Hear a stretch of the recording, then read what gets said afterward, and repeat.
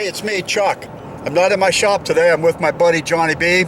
It's January 1st, 2015, and we got something special planned for today. I'll be with you in a few minutes with all the details. Right. So here we are, New Year's Day. We're at Nubble Lighthouse in Maine, and Johnny B and I are going to go scuba diving. We'll get back to you as soon as I get my weasel out. So like John and I really need to have our heads examined. The wind's got to be about 25 or 30 miles an hour, but we're in a protected cove, so we shouldn't have any problems with it, at least getting in and out of the water. But it's brutally cold out here. The outside temperature is around 30 degrees. So anyway, wish us well. Alright, so I'm in my weasel, which is my undergarment. You can see right here it's got the little logo. It says weasel. So it's not like anything disgusting like everybody was thinking of a few minutes ago. Hold on just 1 second. Tell me that, John, how you're freezing to death and you're trying to blow into your hands to keep warm. Yeah, because it's cold out here. Freezing. Freezing. Coward. So alright, because the wind is so nasty, I'm back in the car right now, and I'm not going to be able to show us suiting up or anything like that like I'd originally planned. So what we're going to do is we're going to gear up and then we're going to walk on into the ocean. I'm going to have the camera set inside the car so you'll be able to see us enter and exit the water. I'll leave it running the entire time, and then when we get back I'll have some underwater pictures that I'm taking with me, but it's not a high-def video camera, so it won't be the quality that we'd want to see, but it'll at least explain what's going on down there. This will be the path John and I will take on the entry to the ocean. You'll notice that there's some ice formations here, but I don't think it'll be too difficult. We'll just kind of keep our eyes peeled and watch as we walk along. Towards the ocean, though, you'll see there's some dark at the very, very end of the rocks. That's a wet algae that we're going to need to be very careful of as we walk in. Once we're in the water, then we'll swim out here to the north, which is the camera panning to the left, out into the great North Atlantic. All right, John and I are walking in now. We're keeping our eyes as we're walking. Like I said, this part of the rockway is not too bad, but as we get down to where these other divers are standing, it gets a little slick, and so we're going to take our time and be careful as we walk into that part of it. I'm already at the rock, and I'm setting my gear up to put my fins on and get my mask going. And John's chatting a little bit with the guys, and he'll be down with me in just a second or so. Say hi, John. Sweet. All right, so Johnny's giving me the thumb up. We're just about ready to go in. I've got my underwater video camera running, but with my gloves, I'm going to leave it on, and I apologize for this, and I'll edit this all once I get back home on the computer. Well, we finally got our fins on, and we're all geared up and ready to go. I'm going to actually swim out a little bit. I think John will walk a little bit further. The drop-off is not too far from where we're at, and almost instantly we'll be in about 15 feet of water. So we're going to get out there, we'll vent the air out of our dry suits. That'll make us a little negative buoyant so that we can get down and get underwater.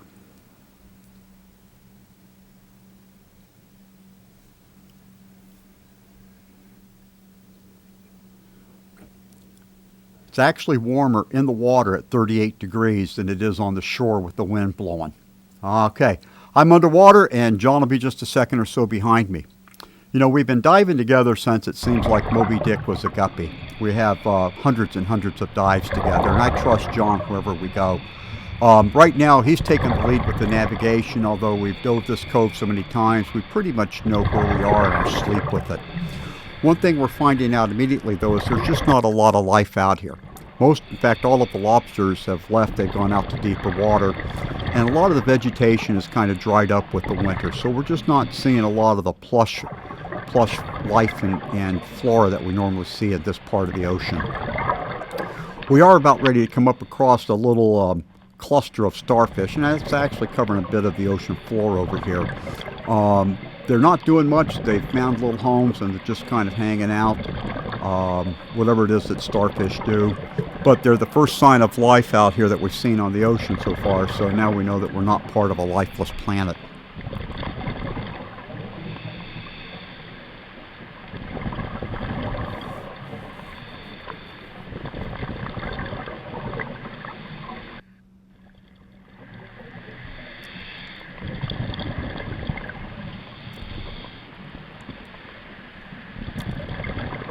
So this area of the ocean floor, probably about 50 square yards or so, is covered with starfish.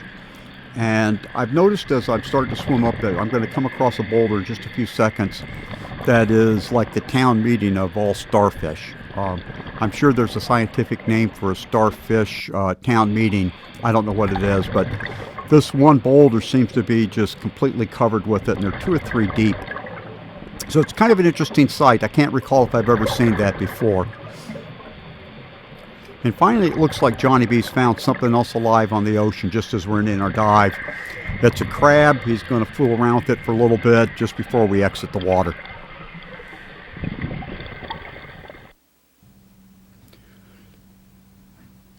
We finished our dive now, and we're going to have the same challenge getting out of the water as we did getting in. We're at least going to have to get our fins off so that we can walk up the rocks and back to the car. Trust me, no one in Scuba wants anybody to see you climbing out of the water with your fins still on and crawling on the shore. So we know that the guys up above that are getting ready to come down are watching us because secretly they want to run down and help the old guys out. And John and I would rather bleed to death in the ocean before we allow that to happen. The dry suit boots have actually kind of got stuck in the fins a little bit, and John's fingers are wet and cold, and mine are cold. John's having a tough time with the wet gloves getting down and pulling his straps off, and I can't even feel my straps. But we've worked this together long enough, and finally we're stepping on each other's fins to kind of help the other guy back his feet out and stuff. We're able to get our fins off and pick them up, and we're able to exit the water with everybody looking at us, so there's no shame because we didn't crawl out of the ocean. What happened next is just kind of one of those fun moments that you just don't get to see very often, but we're walking out. John is almost dead. He's just beat up. He's frozen, and yet he's got the composure to ask this young kid if he needs John to help him get in the water and get suited up. I had my hood down, so I heard this thing. It's actually one of the funniest exchanges I'd ever heard in my life. It's a great thing to happen. So I'm seriously freezing my buns off, baby. It was a good time, but it's cold. My fingers are so cold even with the dry gloves. I'm done. It is like seriously cold out here. My other camera battery must have died when we were underwater. How long was it, John? About half hour, 40 minutes? Yeah, we're in probably at least a half hour. I had the water temperature at 38 on my analog, and I had a depth of around 35 feet, 40 feet, something like that. I could go look, but it's too cold to go outside. The max depth was about... And our fingers don't work. Okay, great, thank you. All right, this is Chuck. I'm back in my shop where it's all cozy and warm. It is wintertime, and so I've got the curtains up on the door to try and retain some of the heat in here.